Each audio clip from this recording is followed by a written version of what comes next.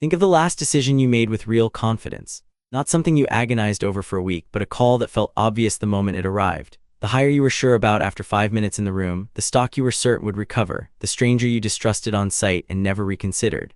Now ask yourself honestly how many of those instant, confident calls turned out to be wrong. For most people, the number is uncomfortably high, and the stranger part is that being wrong rarely changes how confident the next instant call feels.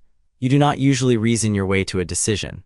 You feel your way to one, and if you bother to reason at all, it happens afterward, in service of a conclusion your mind already reached. This is not a character flaw, and it is not a problem that more intelligence would fix on its own. It is the predictable output of two different systems running inside your head, doing two different kinds of work, and one of them is doing almost all of it whether you notice or not. Working out exactly how those two systems trade the wheel, and exactly which shortcuts the fast one leans on when it takes over, is one of the more useful things a psychologist has ever handed the rest of us for understanding our own judgment. It came out of one man's research program, carried out for decades alongside a single collaborator, and it eventually won a Nobel Prize in a field neither of them had trained in. Daniel Kahneman was born on March 5, 1934, in Tel Aviv, in what was then the British Mandate of Palestine and is now Israel. He studied psychology at Hebrew University before completing a doctorate at the University of California in 1961. For most of his working life he was, by training and by department, a psychologist rather than an economist, and that distinction matters because in 2002 the Sveriges Riksbank Prize in Economic Sciences in memory of Alfred Nobel, the Nobel Memorial Prize in Economics, was divided equally between Kahneman and Vernon L. Smith. Kahneman's half of that citation reads that he was honored for having integrated insights from psychological research into economic science, especially concerning human judgment and decision-making under uncertainty. Smith's half of the same prize, awarded the same December, recognized him for having established laboratory experiments as a tool in empirical economic analysis. A psychologist and an experimental economist sharing an economics prize in the same year is itself a small piece of evidence for how much the field had been forced to absorb from outside its own walls by the turn of the millennium. The bulk of the specific research being honored was not carried out alone. For decades, Kahneman worked alongside his collaborator Amos Tversky, and the two of them built a career out of deceptively simple experiments that kept turning up the same underlying pattern. Intelligent, attentive adults given a plain question would answer it wrong in a specific, predictable direction rather than a random one. A coin flip produces random error, evenly scattered in both directions. What Kahneman and Tversky kept finding instead was systematic error, the exact same wrong answer showing up again and again across entirely different people. That distinction is the whole point. Systematic error is not an accident belonging to any one careless individual. It is a property of the machine that everyone in the sample was running, which means it is very likely a property of the machine you are running too. Standard economic theory up through most of the 20th century treated the human being inside every model as a rational actor, someone who gathers the relevant information, weighs it consistently, and chooses whatever option maximizes their own expected benefit. Kahneman and Tversky's decades of findings did not simply add a few footnotes of exception to that picture. They demonstrated that the exceptions were the rule, that the same predictable, describable, and ultimately mathematically modelable departures from pure rationality showed up in study after study, in population after population, which is exactly why an economics prize eventually went to two psychologists documenting them rather than staying filed away as a curiosity within psychology alone. In 2011, Kahneman published The Fast and Slow, and its central architecture is the same one his own Nobel lecture had already laid out 9 years earlier, in an address titled Maps of Bounded Rationality. In that lecture, Kahneman described two systems operating inside every act of judgment, and he was precise about what distinguished them. In his own words, the operations of System 1 are fast, automatic, effortless, associative, and difficult to control or modify. In his own words again, the operations of System 2 are slower, serial, effortful, and deliberately controlled. They are also relatively flexible and potentially rule-governed. Read those two descriptions side by side and the imbalance is obvious before you even reach the psychology. System 1 costs you almost nothing to run. It is always on, always producing an answer, and it never asks your permission first. System 2 costs you something real, limited, metabolically expensive, and easily depleted attention.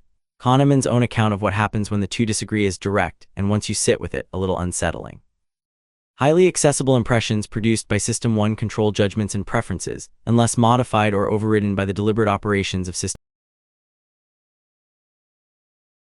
System 1 does not wait to be asked. It runs on every question all the time, and System 2 has to actively step in and override it, which takes effort that most people are not spending most of the time. As APA's own monitor on psychology later summarized the same division for general readership, System 1 is in charge of almost everything we do, and most of everything we do is skilled activity carried out effortlessly and automatically, while System 2 is slow and clunky but capable of performing complicated actions that System 1 cannot carry out on its own. Slow and clunky is doing real work in that sentence. It is not a flattering description of your own reasoning mind, and it is not meant to be one.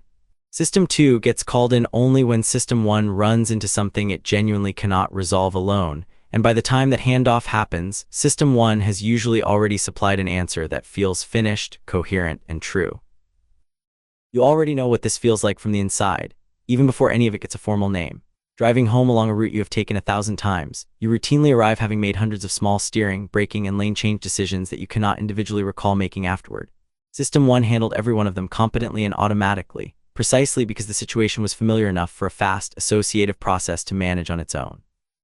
Hand that same brain a genuinely novel problem, a route you have never driven, in a city whose signs are in a language you do not read, and the automatic competence disappears almost instantly. System 2 has to come online, and the drive suddenly costs you real, noticeable effort in a way the familiar commute never did.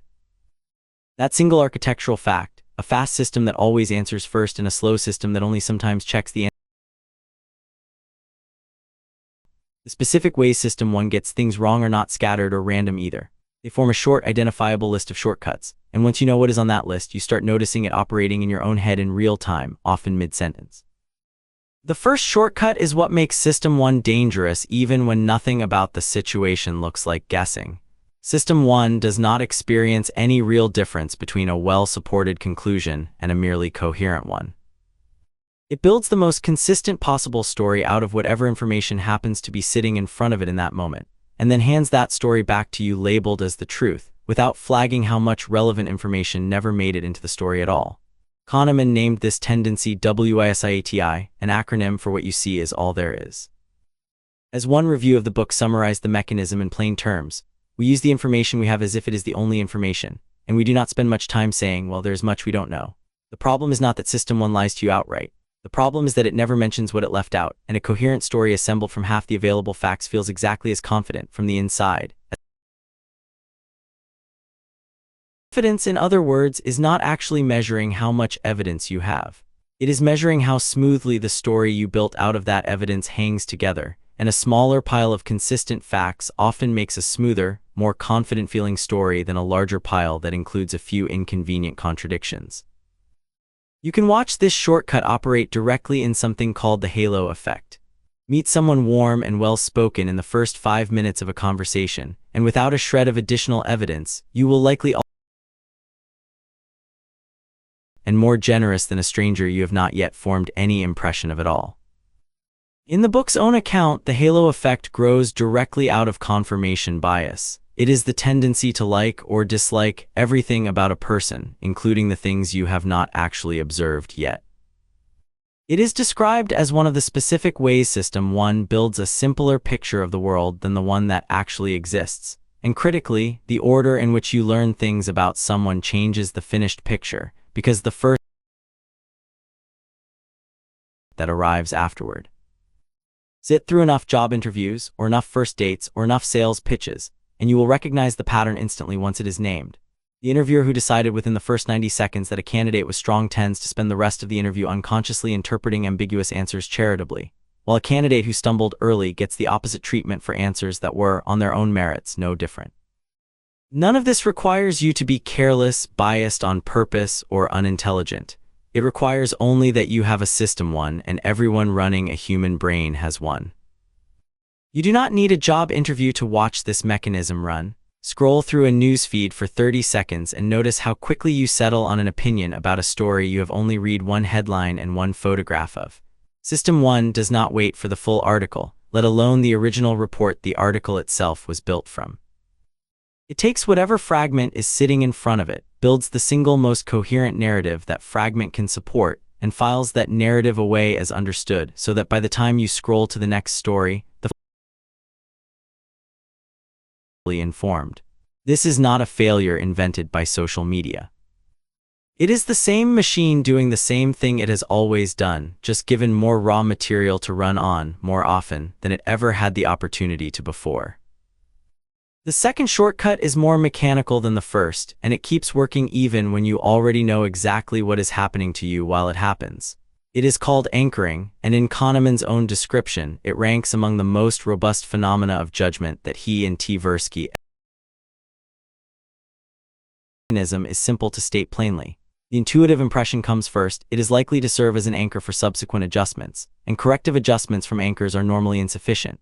In everyday terms, the very first number you are exposed to, whether or not it has any real connection to the question you are actually trying to answer, becomes the gravitational center that your later estimate orbits around. You do not start reasoning from zero and build upward from first principles. You start from whatever number happened to land in front of you first, and you nudge away from it, usually that starting point actually was. This is why the first figure mentioned in a negotiation shapes the entire conversation that follows it, even when both sides privately know the number was chosen strategically rather than derived from anything objective about the item being discussed. It is why a restaurant's single most expensive entree quietly makes every other entree on the same page look reasonable by comparison, without the kitchen changing a single ingredient anywhere on the menu. It is why the first salary figure named in a job offer conversation tends to anchor the entire which side said the number first or how carefully the other side believes they are reasoning independently of it. Kahneman's own explanation for why the effect keeps working even on people who understand the trick intellectually is direct. Highly accessible values are generally overweighted, and when considered as possible answers to a question, they become potent anchors, whether or not the person doing the estimating consciously endorses them as relevant to the task at hand. Knowing about anchoring in the abstract does not make you immune to it in the specific moment it is happening to you. It mainly means that afterward you now have a reasonable idea of which direction your own estimate was probably pulled, and by roughly how much. The same pull shows up in a house listing. A property listed at a deliberately high asking price does not simply fail to sell at that price. It resets what every subsequent offer on that specific property looks like, including the eventual sale price, because every buyer who seriously considers the listing starts their own internal estimate from that number rather than from an independent appraisal built up from scratch. Two identical houses on the same street listed a week apart at two different asking prices will often sell for more reliably than it tracks anything structurally different about the two properties themselves. The third shortcut answers a slightly different kind of question than the first two. Anchoring distorts a number you were explicitly given. The availability heuristic distorts a frequency you were never given at all, when you have to estimate purely from your own memory, and it does that by quietly substituting a much easier question in place of the hard one you were actually asked. Instead of genuinely calculating how common something is in the world, systems easily do. Examples of this come to mind, and then reports that ease of recall back to you as though it were the real answer to the original question about frequency. Tversky and Kahneman demonstrated exactly this substitution in a 1973 paper published in the journal Cognitive Psychology, with a small experiment simple enough that you can run it on yourself in about 10 seconds. They asked people a plain question. If you pull a random word out of a piece of English text, is that word more likely to start with the letter K, or to have K as its third letter instead? Try answering it yourself before you keep listening. Words starting with K must be more common, and in the actual study, participants overestimated exactly that category while underestimating words carrying K in the third position. The true ratio runs the other way entirely. A typical stretch of English text contains roughly twice as many words with K as the third letter as it does words that begin with K. The reason almost everyone gets this backward has nothing to do with vocabulary size or general intelligence. By their first letter far easier than retrieving them by an interior letter, so K-starting words surface fast and therefore feel far more numerous, while K third-letter words barely surface at all and therefore feel almost non-existent by comparison. Ease of retrieval got reported back to you as frequency, and frequency was never actually what your memory was measuring in the first place. The same quiet substitution runs underneath judgments considerably larger than a word game. A single dramatic, heavily covered event becomes far easier to recall than a much more common but far quieter one ever will, which is exactly why a rare, vivid cause of harm can feel statistically far more frequent one than that simply produces fewer memorable stories worth repeating. The heuristic was never actually measuring the world out there. It was only ever measuring how loudly the world's examples happened to be sitting in your own memory at the moment someone asked you to estimate. The fourth shortcut is the one that eventually reshaped an entire academic discipline, and it concerns not judgment but choice, specifically the choices people make under risk.